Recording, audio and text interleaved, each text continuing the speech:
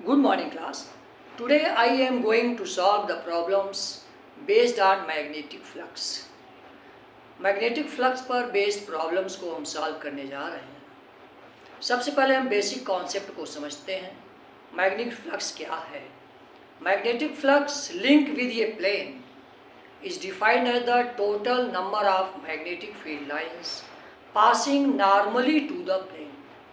किसी भी प्लेन से link magnetic flux total number of magnetic field lines के बराबर होता है जो उस प्लेन से पास करती हैं, and it is defined as the phi equal to B A, where A is the area of the plane and V is the magnetic field induction. इस तरह से आपका होता है। इसकी यूनिट आपसे पूछी जाती है, यूनिट ऑफ मैग्नेटिक फ्लक्स। यह है आपका मैग्नेटिक फ्लक्स। इसकी जो यूनिट एसआई सिस्टम में और सीजीएस सिस्टम दो में होती है। एसआई सिस्टम में its unit is weber. SI system में इसकी यूनिट जो है वेबर होती है, और ये होता है, यहाँ से अगर हम निकालते हैं 1 weber equal to, magnetic field की यूनिट होती है टेस्ला, 1 टेस्ला मीटर स्क्वायर। और सीजीएस सिस्टम में इसकी यूनिट होती है, एसआई सिस्टम और सीजीएस सिस्टम में इसकी यूनिट होती है मैक्सवेल। सीजीएस सिस्टम में होती है मैक्सवेल, और 1 मैक्सवेल इक्वल टू ये होता है, यहाँ से सीजीएस सिस्टम में अगर इसको हम लिखते हैं 1 गॉस, और एरिया हो जाती है सेंटीमीटर स्क्वायर। इस तरह से एसआई सिस्टम में वेबर होती है और सीजीएस सिस्टम में इसकी यूनिट मैक्सवेल होती है। और वेबर और मैक्सवेल में जो संबंध होता है 1 वेबर इक्वल टू टेस्ला जो होता है वो 10 की पावर 4 गॉस, और मीटर स्क्वायर को अगर हम सेंटीमीटर में चेंज करते हैं, दिस इज आल्सो 10 की power 4 centimetre square. This is 10 की power 8 gauss centimetre square equal to 1 maxwell. ये रिलेशन है 1 वेबर और मैक्सवेल का जो रिलेशन है, मल्टीपल चॉइस क्वेश्चन में ये आपसे पूछा जा सकता है। वेबर को आप मैक्सवेल में कन्वर्ट करें तो क्या आंसर होता है, इसमें आप इस पर टिक करेंगे। इस तरह से ये आपका हुआ आपका मैग्नेटिक फ्लक्स क्या होता है और इसकी यूनिट क्या होती है, यूनिट में रिलेशन क्या होता है, ये चीज़ें आपको बताई गई। इसके बाद ये आपका क्वेश्चन है, एक सर्कुलर डिस्क है जिसकी रेडियस 0.2 मीटर है, और ये मैग्नेटिक फील्ड में रखी गई है जिसकी इंटेंसिटी 1/पाई W वेबर मीटर स्क्वायर है।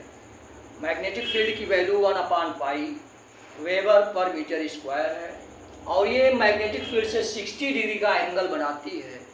तो मैग्नेटिक फ्लक्स कैलकुलेट करना है। क्वेश्चन आपके समझ में आया होगा। एक सर्कुलर डिस्क है जिसकी रेडियस 0.2 मीटर है, मैग्नेटिक फील्ड आपका जिसकी वैल्यू दी गई है 1/पाई वेबर पर मीटर स्क्वायर। इस मैग्नेटिक फील्ड में उससे उसकी एक्सिस से 60 डिग्री एंगल पर रखी गई है। तो आपको मैग्नेटिक फ्लक्स कैलकुलेट करना है। तो ये आपका आप जानते हो, magnetic flux equal to B A cos theta. Magnetic field आपकी दी है 1/पाई वेबर पर मीटर स्क्वायर।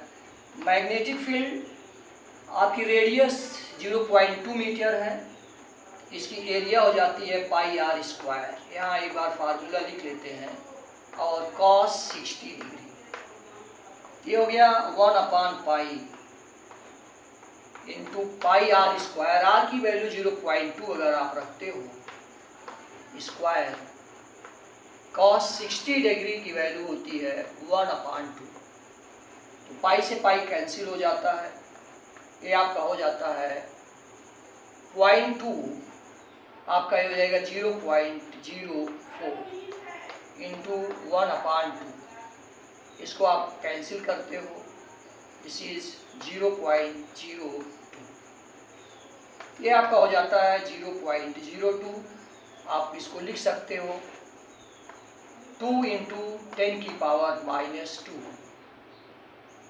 और मैग्नेटिक फ्लक्स की यूनिट होती है वेबर, WB। इस तरह से आपका आंसर होता है, और ये मल्टीपल चॉइस में आपको दिया रहेगा और इस पर आपको टिक करना होता है। तो कहीं भी आपको मैग्नेटिक फ्लक्स ज्ञात करना है, आपको फार्मूला पता है, phi equal to BA cos theta. जो भी अगर आपको वेक्टर फॉर्म में दिया रहेगा तो आप उसके परपेंडिकुलर कंपोनेंट को लेंगे, और मेकिंग एन एंगल अगर दिया हुआ तो एंगल की वैल्यू पुट करके इस तरह से आप कैलकुलेट कर लेते हैं। ये आपका क्वेश्चन है जिसमें area A equal to 0.5 metre square shown in the figure is situated in a uniform magnetic field B 4.0 weber metre square, normal makes an angle 60 degree, find the magnetic flux. Question आप समझिए, इसको पढ़ लेंगे। एक आपका जो plane है और ये मैग्नेटिक फील्ड B में रखा गया है, इसका नॉर्मल जो है वो मैग्नेटिक फील्ड से 60 डिग्री एंगल बनाता है। आपको मैग्नेटिक फ्लक्स ज्ञात करना है, तो आप जानते हो प्रॉब्लम सॉल्व करते समय सबसे पहले आप लिखिए क्या दिया गया है। गिवन में आपका दिया गया है, एरिया दी गई है 0.5 metre square, magnetic field induction दिया है आपका 4.0 वेबर मीटर स्क्वायर, और एंगल जो दिया गया है, जो इसका नॉर्मल मैग्नेटिक फील्ड से जो एंगल बनाता है वो है 60 डिग्री, और आपको मैग्नेटिक फ्लक्स फाइंड आउट करना है। इस तरह से इस कंडीशन में आप जानते हो magnetic flux equal to BA cos theta. B की वैल्यू है आपका 4, और एरिया दी है 0.5 metre square, cos 60 degree, cos 60 degree हो गया, ये आप मल्टीप्लाई कर लेंगे, और इंटू cos 60 की वैल्यू 1/2, ये हो जाता है 1.0 weber magnetic flux. Multiple choice question में इस तरह की प्रॉब्लम्स आती हैं। ये सारे क्वेश्चंस आपके PYQ प्रीवियस ईयर क्वेश्चंस हैं, और इस तरीके से हम इसको सॉल्व करते हैं। इस क्वेश्चन में आपको दिया गया है एक मैग्नेटिक फील्ड का इक्वेशन दिया है, और ये आपका है 3 डायमेंशन में है, x y z का मतलब होता है मैग्नेटिक फील्ड आपकी जो है ये 3 डायमेंशन में है। इसका इक्वेशन दिया गया है 2i + 3j + 4k Tesla. Magnetic field का इक्वेशन दिया गया है, और एक स्क्वायर है जो इस मैग्नेटिक फील्ड में स्थित है, और स्क्वायर की साइड L है। ये मान लीजिए आपका ये मैग्नेटिक फील्ड आपका 3 डायमेंशन में है, उसको आप दिखाएंगे, और ये आपका XY प्लेन में है, स्क्वायर XY प्लेन में है। तो मैग्नेटिक फ्लक्स जो होगा, इससे परपेंडिकुलर जो लाइंस गुजरेंगी वही मैग्नेटिक फ्लक्स होता है।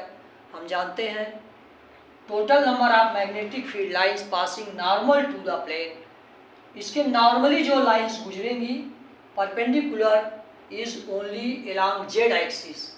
इसके परपेंडिकुलर मैग्नेटिक फील्ड जो आपके पास होगी वो अलोंग Z एक्सिस, इसलिए आपका XY कंपोनेंट 0 होगा, केवल Z एक्सिस के अलोंग ही मैग्नेटिक फ्लक्स गुजरेगा। तो इस तरह से इसका मैग्नीट्यूड अगर हम ज्ञात करते हैं, V passing to the plane of square, ये हो जाता है, इसका मैग्नीट्यूड आप ज्ञात करेंगे ये हो जाता है B not, X Y component आपका 0 हो जाएगा, क्योंकि ओनली अलोंग जेड कंपोनेंट ही आपका जो है वो मैग्नेटिक फील्ड लाइंस पास होंगी। ये हो जाता है 4b नॉट। ये हो जाता है आपका मैग्नेटिक फील्ड। और मैग्नेटिक फ्लक्स ज्ञात करने के लिए आपको पता है हम लिखते हैं BA। तो यहाँ से एरिया मैग्नेटिक फील्ड की वैल्यू आप रखते हैं 4b नॉट। मैग्नेटिक फील्ड का मैग्नीट्यूड, एरिया इसकी हो जाती है L स्क्वायर। तो इस तरह से ये मल्टीपल चॉइस क्वेश्चन में भी ये पूछा जाता है। मैग्नेटिक फ्लक्स फाइंड करिए, यदि आपका कोई भी स्क्वायर या कोई शेप जिस प्लेन में है उस प्लेन के परपेंडिकुलर जो आपका मैग्नेटिक फील्ड लाइंस गुजरती हैं उसको हम कैलकुलेट करते हैं। Magnetic flux, magnetic field 3 dimension में है और लूप आपका केवल एक्स वाई प्लेन में है, ये दिखाया गया है। और इसके परपेंडिकुलर गुजरने वाली जो लाइंस होंगी ओनली जेड कंपोनेंट आपका या के कंपोनेंट ही होगा, और इस तरह से हम इसको कैलकुलेट करते हैं। तो आपको जो भी दिया रहे एक्स वाई प्लेन या Y Z plane, Y Z plane देते अगर यहाँ तो हम केवल एक्स कंपोनेंट ही कैलकुलेट करते। अगर वाई जेड कंपोनेंट आपका दिया गया तो magnetic field lines pass only along X component, X Y Y Z. अगर जेड एक्स दिया जाए तो magnetic field lines only pass through Y along Y axis. यहाँ आपका जेड हो जाता है, ये आप कॉन्सेप्ट को नोट कर लें। अगर आपका प्लेन एक्स वाई प्लेन में है magnetic field lines will pass only along Z axis. अगर आपका शेप कोई भी शेप है वो अगर वाई जेड प्लेन में है magnetic field lines pass only along x axis, ये आप लिख लेंगे।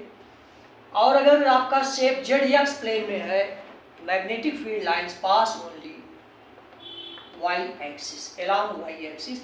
इस तरह से आपके कई सवाल आप सॉल्व कर सकते हैं। जैसे भी आपको दिया रहेगा एक्स कंपोनेंट ले लेंगे या वाई कंपोनेंट या जेड कंपोनेंट ले करके हम